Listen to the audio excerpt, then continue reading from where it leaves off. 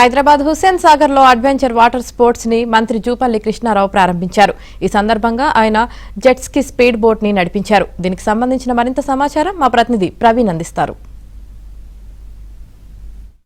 తెలంగాణ రాష్ట్రంలో ఎన్నో పర్యాటక ప్రదేశాలు ఉన్నాయి. అయితే వాటిలో కొన్ని మినహా చాలా వాటికి తగిన గుర్తింపు దొరకలేదు. ముఖ్యంగా వరంగల్కి సంబంధించినటువంటి కొత్తగా ఓపెన్ చేసినటువంటి ఐలాండ్ కావచ్చు, లక్నవరం ఐలాండ్కి సంబంధించింది కావచ్చు, అలాగే నాగార్జున సాగర్ కావచ్చు, శ్రీశైలం బ్యాక్ వాటర్కి సంబంధించి, సోమశిలాకి సంబంధించి కొత్తగా ఏర్పాటు చేసినటువంటి బోటు ప్రయాణం కావచ్చు, ఇవే ఈ ప్రభుత్వం కొత్తగా వచ్చిన తర్వాత చేసింది. అయితే గత ప్రభుత్వంలో చాలా వరకు కూడా ఇవి కూడా చేయలేదని చెప్పేసి చెప్తామని పరిస్థితి కనిపిస్తుంది. అయితే ఈ ప్రభుత్వం వచ్చిన తర్వాత దాదాపుగా 100 కోట్ల నుంచి 500 కోట్ల రూపాయల వరకు టూరిజంని అభివృద్ధి చేయడానికి పీపీపీ పద్ధతిలో ముందుకు వెళ్తున్నామని చెప్పి చెప్తున్నారు. ముఖ్యంగా హైదరాబాద్పై టూరిజంని పెంచడానికి పెద్ద ఎత్తున ప్రోత్సాహకాలు ఇస్తున్నామని చెప్పేసి కూడా అటు మంత్రి జూపల్లి కృష్ణారావు గారు చెబుతున్న పరిస్థితి కనిపిస్తుంది. ఈ రోజు మాత్రం ముఖ్యంగా హైదరాబాద్లో టూరిజం అనగానే మనకు గుర్తొచ్చేది ట్యాంక్ బండ్. అయితే ఈ ట్యాంక్ బండ్లో కొన్ని లిమిటెడ్ మాత్రమే ఉన్నాయి. ఒక్కొక్క బుద్ధుడి దగ్గరికి బోట్ పాయింట్ కావచ్చు, స్పీడ్ బోట్స్ కావచ్చు, ఇవే అవైలబుల్ ఉన్నాయి. ప్రస్తుతం మాత్రం వాటికి సంబంధించి వాటితో పాటుగా కొన్ని అడిషనల్ బోటింగ్ పాయింట్స్ని కూడా ఏర్పాటు చేసినటువంటి పరిస్థితి కనిపిస్తూ ఉంది. ముఖ్యంగా స్పీడ్ బోట్స్ మనం గోవాలో కావచ్చు,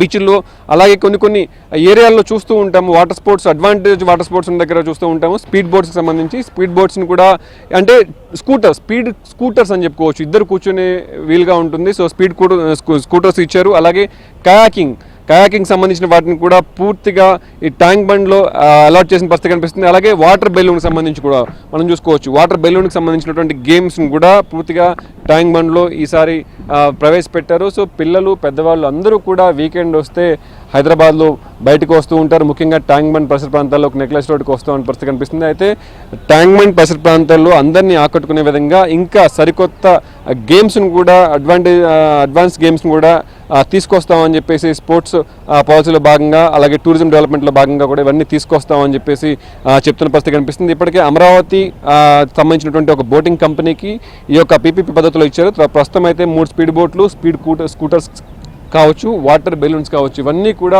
ప్రస్తుతం అమరావతి కంపెనీ ద్వారా ఇక్కడికి అందుబాటులో వచ్చాయని చెప్పేసి చెప్తా ఉన్నారు. అలాగే ముఖ్యంగా ఈ యొక్క ట్యాంక్ బండే కాదు, ముఖ్యంగా శ్రీశైలంకి సంబంధించినటువంటి బ్యాక్ వాటర్స్ కావచ్చు, నాగార్జున సాగర్లో కావచ్చు, అలాగే ట్యాంక్ బండు, మినీ ట్యాంక్ బండు, అలాగే హైదరాబాద్లో ఉన్నటువంటి కొన్ని చెరువులను కూడా గుర్తించాము. అక్కడ దాదాపుగా అన్ని చోట్ల కూడా ఈ యొక్క బోటింగ్స్కి సంబంధించి, వాటర్ స్పోర్ట్స్కి సంబంధించి ఏర్పాట్లు పెంచుదామని చెప్పేసి అటు తెలంగాణ టూరిజంకి సంబంధించిన మంత్రి జూపల్లి చెప్తామని పరిస్థితి కనిపిస్తుంది. అలాగే ట్యాంక్ బండ్ అనగానే మనకి చెప్పుకోవచ్చు స్మెల్ బాగా కనిపిస్తూ ఉంటుంది. పెద్ద ఎత్తున రావాలంటే చాలా ఇబ్బంది పడుతూ ఉంటారు. సో దాన్ని కూడా క్లీనింగ్ చేసే ప్రక్రియ ఎప్పటికప్పుడు చేస్తూ ఉన్నాము.